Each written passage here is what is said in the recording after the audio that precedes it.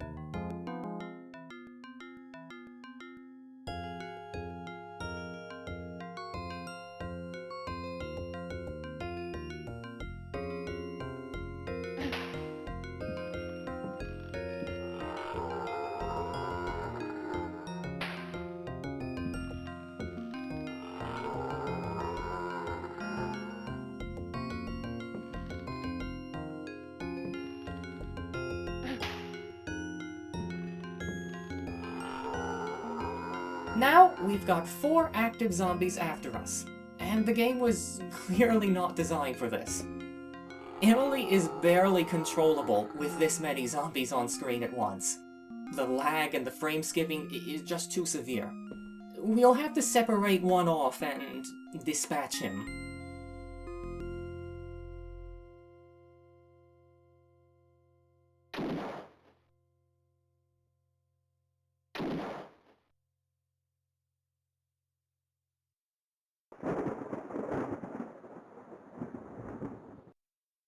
Okay, we can handle a group of 3.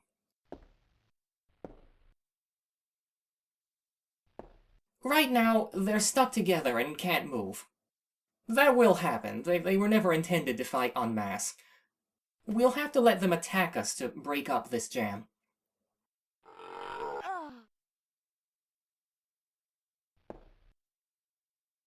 Great, they're forming a line. Now to lead them to the kitchen.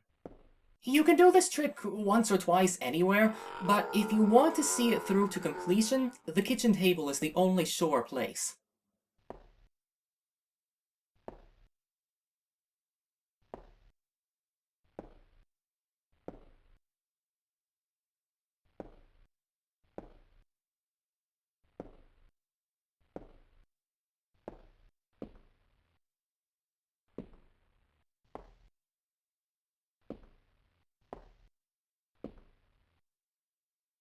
Now Emily's got them where she wants them.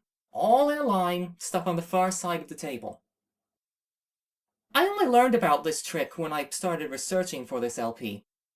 In an interview Reynal gave to Joystick Magazine shortly after the game was released, he and the interviewer were discussing how the game engine animates the character models, and Reynal offhandedly mentioned that it was possible for the zombies to attack other zombies.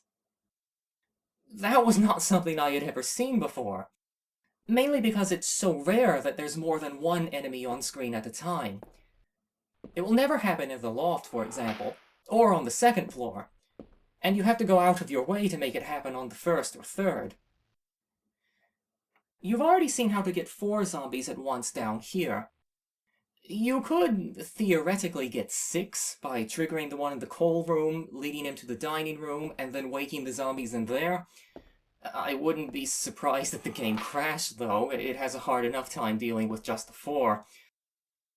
On the 3rd floor, you can first enter the dressing room to trigger the child zombie, then cross the hallway into the study to trigger the normal zombie, and when you open the door, they'll both be there to greet you. You could also get the bird monster involved too, but those tend to slow the game down more than the zombies do. What Reynal said is not literally true. If by attack you mean purposefully target and hit, then a zombie will never attack another zombie. But they can be made to unintentionally damage one another.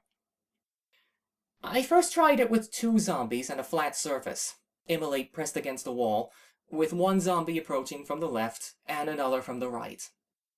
When they both reached her, and one started his attack, I stepped forward and let him hit the other zombie. Amazingly, it actually worked. But I wanted them not just to hit each other, but to kill each other. I had to find an easier and more reliable way to do that. I said before, when you're spotted by a zombie, he'll go after you. At that time, I didn't say anything about his pathfinding skills, so I'll say it now. Zombies don't have any pathfinding skills. They will attempt to walk straight towards you, and if anything blocks them, they get stuck. Obviously, that was the solution I was looking for. On the first floor, there are 4 places to trap a zombie. There's the statue in the conservatory, but at this point in the game it's not readily accessible. There's the dining room table, but it's too long to be useful and the chairs get in the way. There's the table in the smoking room, which isn't bad, but the room itself is so small you can't easily take on more than 2 zombies at once. And then there's the table here in the kitchen. This table is ideal. There's nothing in the way, it doesn't take too long to walk from end to end, and there's room enough to take on 3 zombies at a time. You see what the trick is. Approach until you get close enough for the head zombie to attack, and then back away. The zombie will rear back to attack and actually go inside of the zombies behind him. When he lunges forward, the first contact he makes is with the rear zombie, who takes the damage. It is imperative, absolutely imperative, that you keep them in a tight, single-file line for this to work so reliably. If they're bunched together, shoulder to shoulder, they might hit each other, they might not, but what they will do is separate after the initial attack, and then you've got to go running around trying to coax them back into a group. If you can get them into a line, you can be certain they'll hit each other, and moreover, you can prevent them from separating.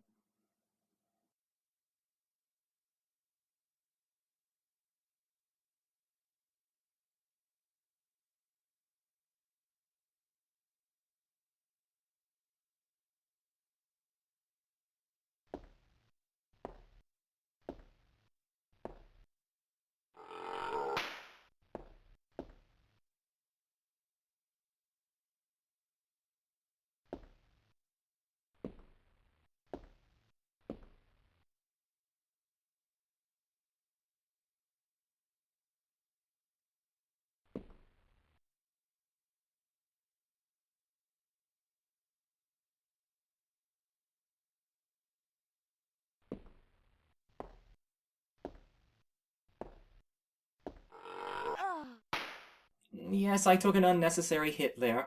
You might not realize it from all the editing that goes into these videos, but I've just passed the 60-minute mark of recording. Half an hour ago, I would have reloaded and done it again without taking a hit, but now I just want it to be over.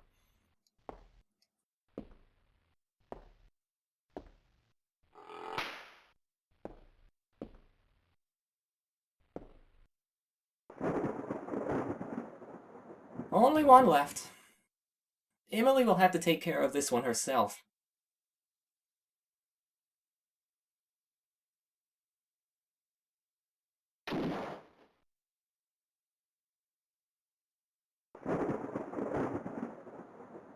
And that is the most dangerous and by far the most tedious way of dealing with zombies.